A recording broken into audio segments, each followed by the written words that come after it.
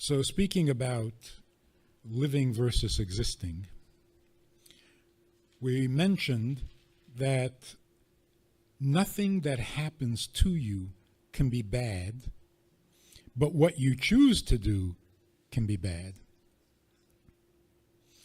Just like you can't have a bad tree. You can have a diseased tree. You can't have a bad tree.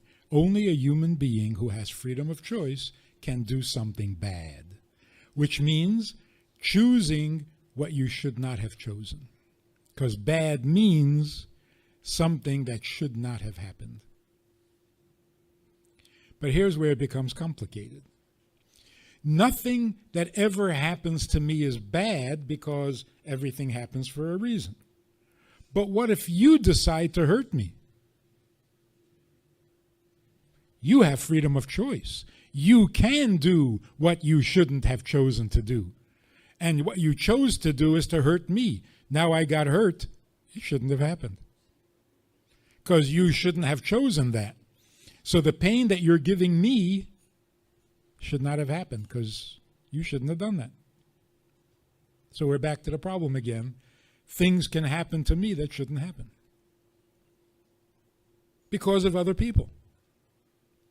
So what we've come to the conclusion so far is, if something happens to you, you're God's victim, and God always has a reason.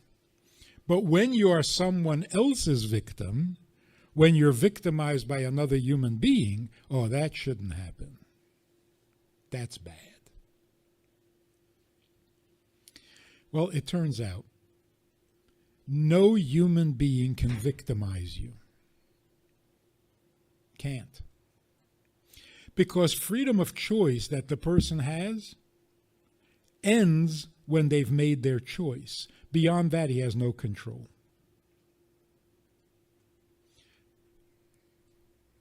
Could you repeat that? I think so. Freedom of choice means you can choose to be bad. Will you succeed at being bad? That's not in your control. Once you let go of the arrow, you have no control. So if you decide to kill somebody, and you point the gun and you pull the trigger, that's it. Your freedom of choice is over. Will your victim die? That's not up to you. God decides that. So if you decide to kill somebody and you shoot at them but miss, you're a murderer. You just can't shoot straight.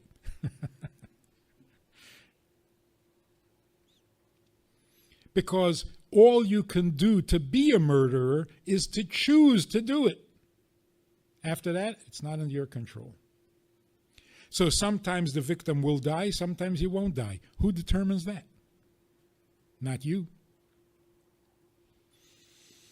Like the gang that couldn't shoot straight. You decide to rob a bank, you get in the car, you drive off to the bank, and you get stuck in traffic. Are you a bank robber? Yes. Did you rob a bank? No. Because you're not good at being bad. You're not as talented as you think, but you're bad. So freedom of choice means literally that. You are free to choose. You're not free to do whatever you want to do. I mean, if every time somebody wanted to kill someone, he succeeded, we wouldn't exist anymore. We'd all be dead. Hitler tried to kill all the Jews. We can't get over the fact that he killed 6 million. But that's not what he set out to do. So why didn't he succeed? Because you don't get to decide how successful you are. You only choose what you want. You have freedom to make a choice. You don't have the freedom to kill anybody you want to kill. Which means you are never the victim of someone else's choice. I wanted to insult this guy. He was annoying. I was speaking, and I wanted to put him in his place and really insult him, and I said something really insulting. He didn't get it. Went right over his head, and he wasn't insulted. So, did I have my freedom of choice? Yeah, and I chose to hurt this guy's feelings. Didn't happen. Why? Because it wasn't meant to happen. So does that interfere with my freedom of choice? No. I chose and I acted on my choice. The guy was too stupid to get the insult.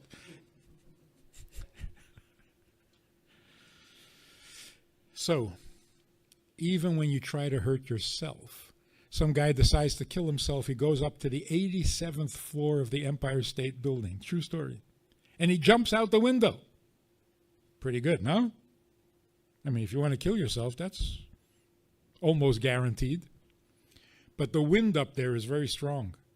It blew him back against the building, and he landed on the windowsill of the 86th floor. Had a really bad headache. So you see, he had freedom of choice. Chose to kill himself. Not today. Ain't going to happen. Because God decides the outcome of your choice. You are never the victim of another human being. Joseph's brothers sold him into slavery. He turned out to be the viceroy of Egypt. And they come down and they realize that it's him, and they're sure that he's going to take revenge. And he says, I'm not even angry at you. Yeah, you made bad choices. That's your problem. But what happened to me, that was my fate. And it all turned out good. So you get your act together and worry about your bad intentions, but I got no complaints. In other words, what happens to me is not a direct result of what you chose. And we have this experience every day, 10 times a day. You think you're going to do something, it doesn't turn out that way. So who's in charge? And if God is in charge, does that mean you don't have free choice? You have exactly that, free choice. Now, if you want to use your free choice properly, somebody hurts you. Your wife, your child, your parents, your friends, they did something terrible that they should not have done. Now you think that that's why you're sitting here? Nope. There are people who did worse things than you, and they're not sitting here. There are people who have worse friends than you and worse family than you, and they're not sitting here. So did the family member or the friend who tried to hurt you, who meant to hurt you, did they succeed? They only succeeded in making bad choices. What happened to you is between you and God, not a victim of a human being. So now you have a choice. You can either act like a victim, and then when people come to visit you, you're expecting them to apologize to you. You're expecting them to bolster your feelings and your self-esteem. You're acting like a victim. You're needy. But don't do that. If your children come to visit you, act like a father. Talk like a father. Give the child what they need to hear from you. You're the father, not the victim. And even though you're locked up in here and they're out there, so what? You're still a father. When they come here, teach them something. Show them how to be a decent human being. Don't quit. And don't act like a victim. So here again, the choice between being needed and being needy. Don't ever be needy with your children. Don't ever be needy with your wife. Don't ever be needy at all. Under all circumstances, take the position of the giver. You can make a difference for them. Be a role model. That sounds strange? You're sitting in here, you're an inmate, you're being punished for your crimes, and you're a role model? Yes. Yes. And when you act like a role model, you're even greater than the guys out there. Because you're not letting your existence rob you of your life.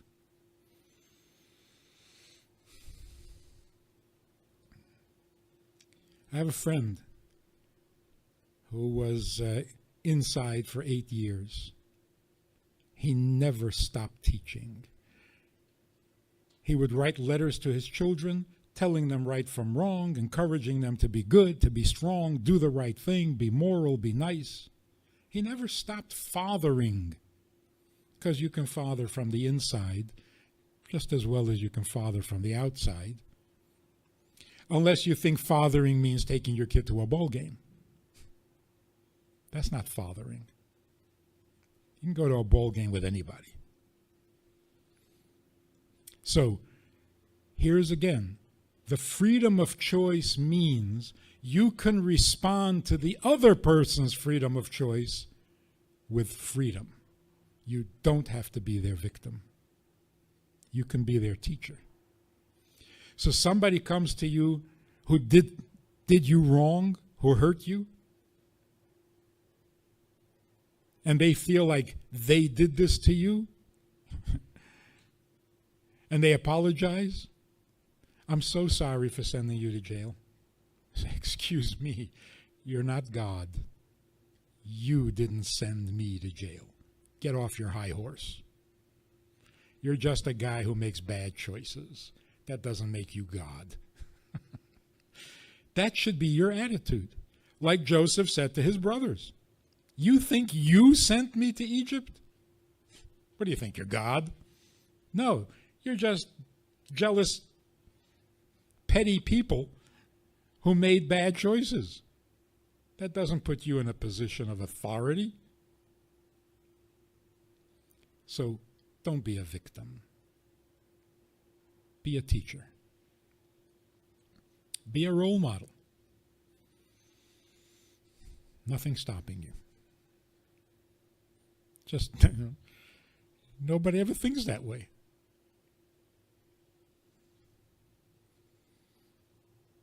So surprise your visitors. Next time they come, walk in with a different attitude. Hi, what can I do for you? They'll be impressed. And what can you do for them besides be a role model? And what more do they need from you besides being a role model? So how do you get to like the people you love, but they hurt you? And so it's very hard to like them? That's only if you think they're God. They're not. They're just people. Maybe even weaker than you.